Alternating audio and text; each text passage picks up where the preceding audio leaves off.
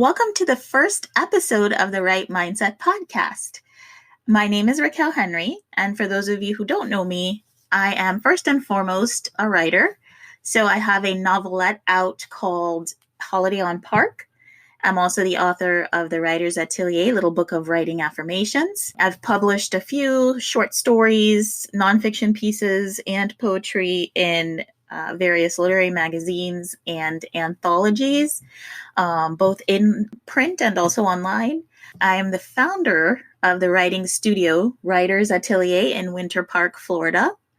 And I am the co-founder and editor of Black Fox Literary Magazine.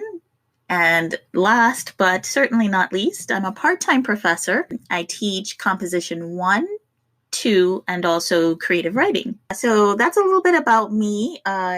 There are many different things that I do. And, as we progress through this podcast, you will find out about some of those things. But I am certain that some of my writer friends will be listening to this and saying, finally, she did it, because this podcast has been rattling around in my mind for the last 2 years. I have started and stopped it so many times. I've recorded whole episodes and just totally deleted them. And it's because fear took over. So what finally made me get my butt in the chair and do something and finally release something is the fact that my why for creating this podcast became bigger than my fear. I believe that mindset and mindset work is the cornerstone of a successful writer's career. If you are not taking care of your mind and taking care of your thoughts, then the chances of you having a successful career severely decrease. And so mindset is not something that you can snap your fingers, one day and just decide, hey, I've got a positive mindset. It's daily work. Mindset equals daily work. And so because I have spent a lot of time over the last few years working on my own mindset, I have realized a lot of things about writers and why they might not be succeeding, why they might fail at a particular thing. And so I wanted to create a podcast that would explore that and talk about that a little bit more. Aside from the act of actually writing, the only other thing in the world that makes me just as happy is helping other writers. And I do that through the studio, Writer's Atelier. This podcast is essentially an extension of that studio. And we talk in person a lot about mindset work. And I realized that I really, really wanted to share that gift, just beyond our local audience. There are lots of writers out there struggling with their thoughts and things like fear and imposter syndrome. And I want to be able to help them because I want to see every writer succeed. And I do believe every writer can succeed, but success really starts, yes, you have to do things, but success really starts in your mind first. And so, over the years, as I've been running the studio, I would kind of lurk in the shadows, as creepy as that sounds, and just observe writers, take in their behaviors. I wanted to learn about them. And let me tell you, we are a strange bunch, and I include myself in that. And I mean it in the best possible way as well. There are many things I noticed, but the most profound thing that stuck out in all of these observations was that many writers didn't believe in themselves. And so I started asking questions. Why is it that so many writers don't believe in themselves? And I racked my brain, to be quite honest, to try to come up with the answers. I spoke to writers myself and asked them, what was holding them back? What stopped them from moving forward in their writing careers? And you know what? There was always one common thread: mindset. Many, many writers don't have a proper mindset.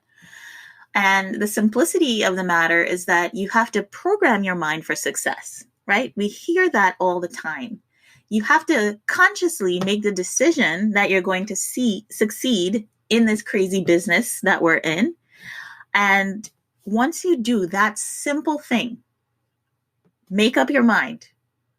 This is the secret. You will.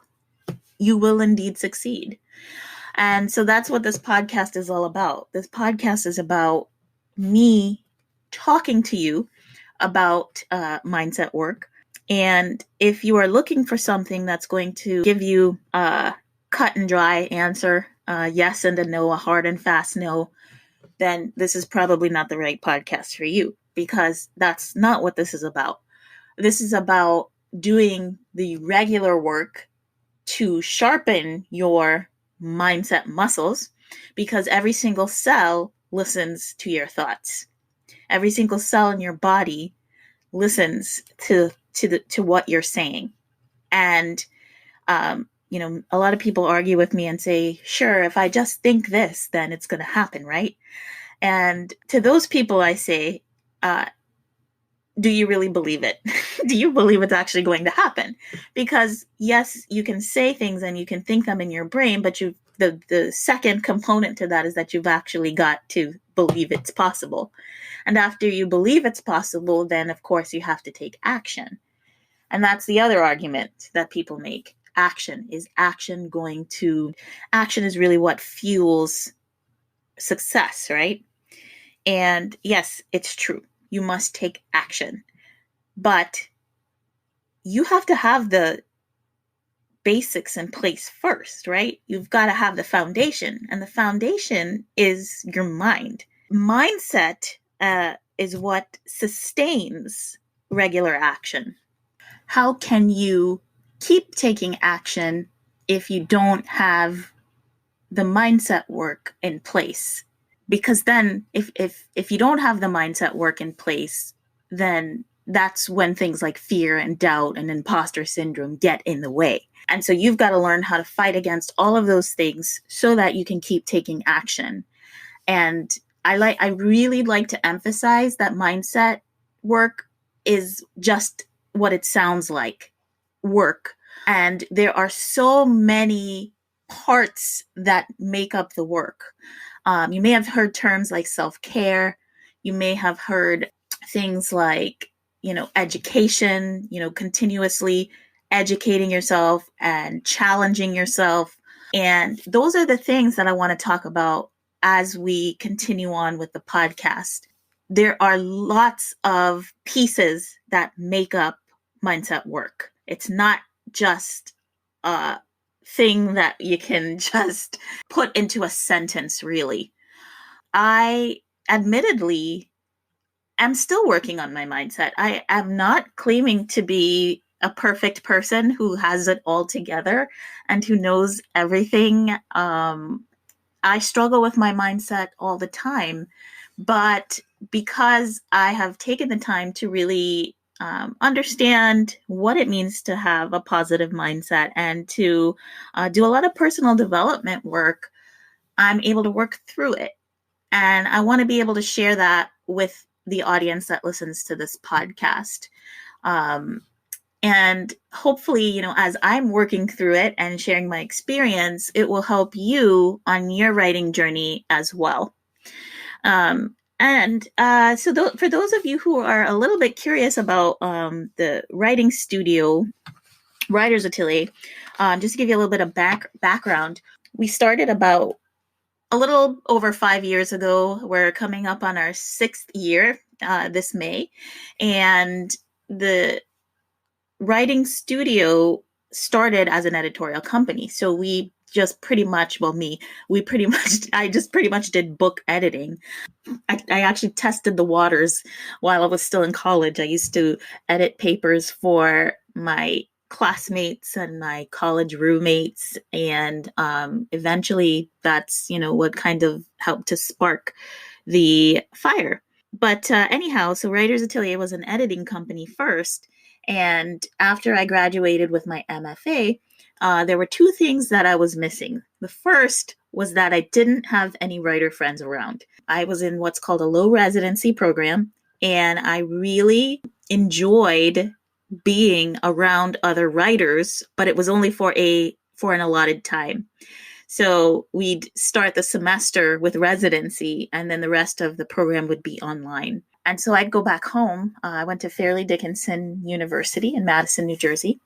And I'd go back home after residencies and look around and say, where is everyone?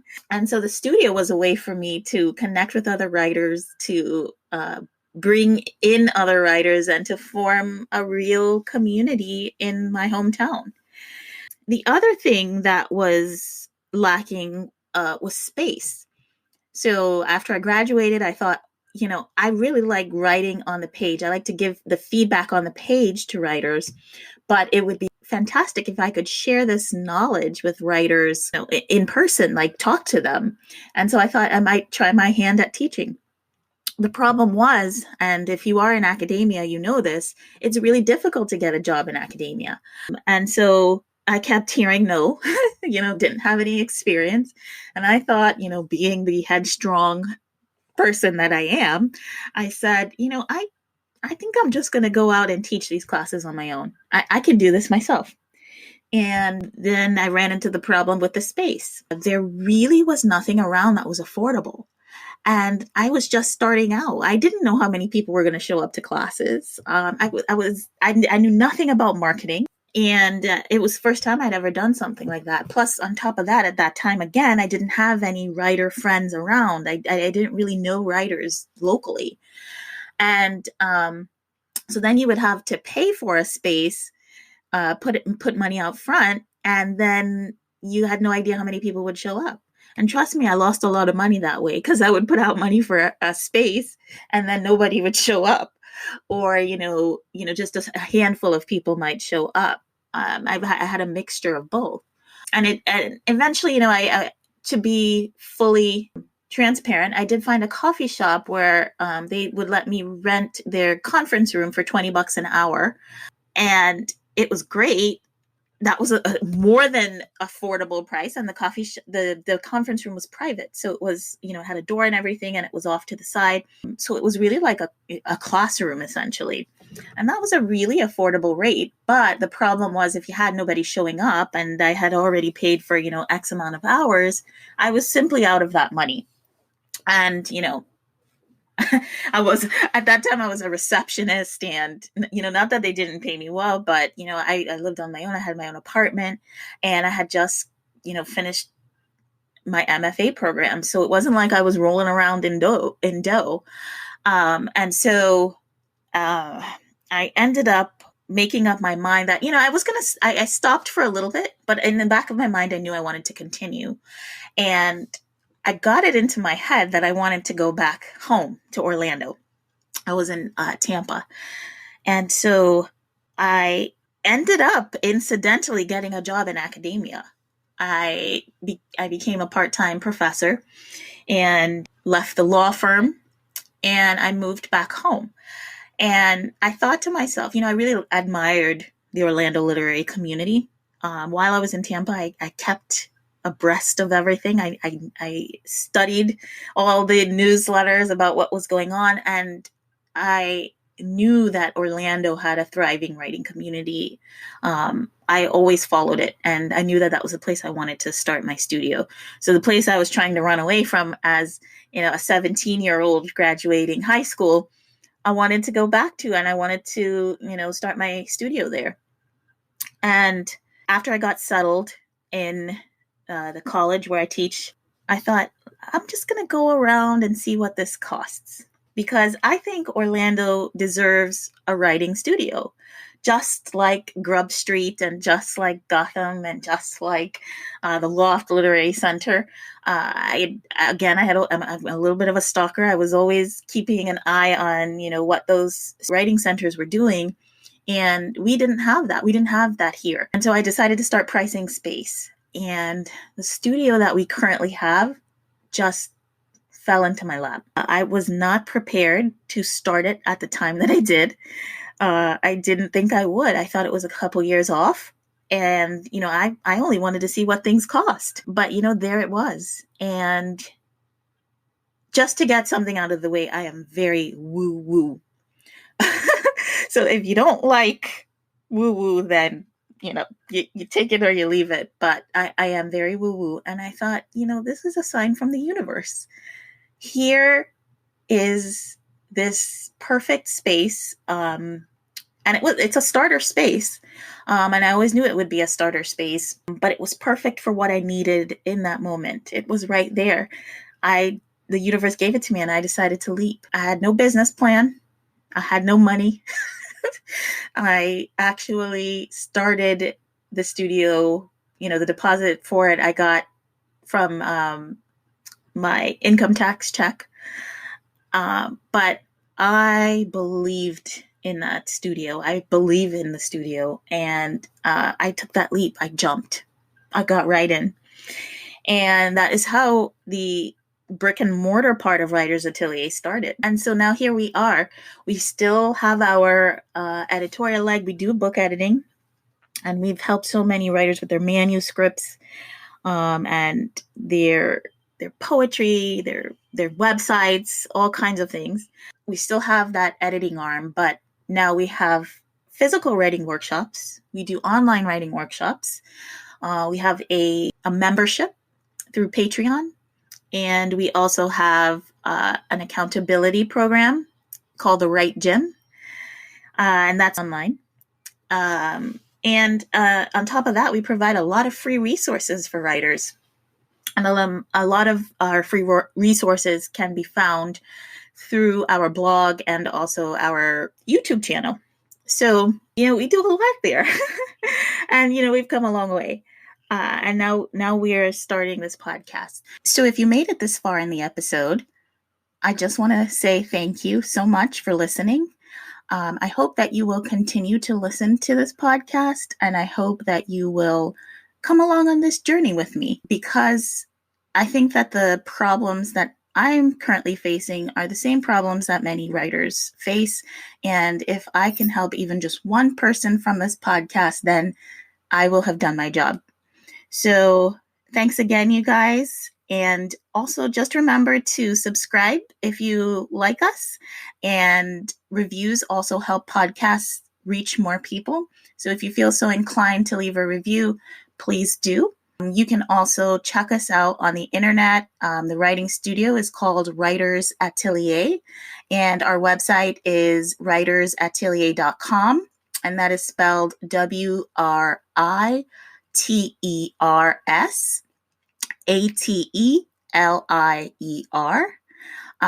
We're on Facebook, we're on Instagram, we're on Twitter. We even have a Pinterest. And check us out. See if you like what you see. And I hope that we will have a great relationship through this podcast. Also, you're more than welcome to reach out to me via email. All of my contact information is on the Writers Atelier website. And if you want to check out my writing leg of things, my website is my name, RaquelHenry.com. Thank you guys so much, and I'll see you on the next episode.